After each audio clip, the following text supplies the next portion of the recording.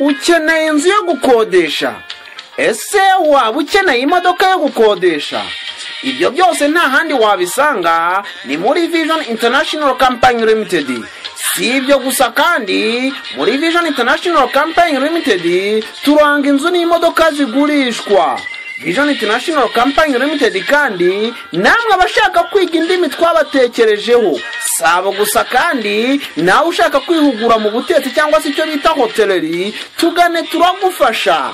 Twigisha indimi zitandukanye harimo Icyongereza, Igifaransa, Igishinwa ndetse n'Ikinyarwanda.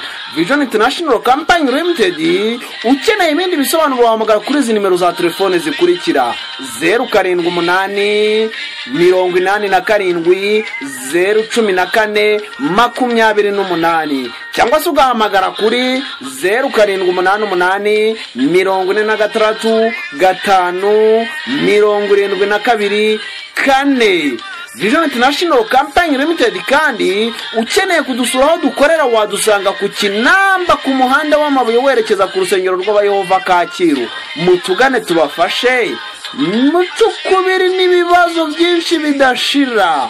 Vision International Company Limited kandi akarusho abakiriya tubakirana akanyamuneza ndetse n'urugwiro.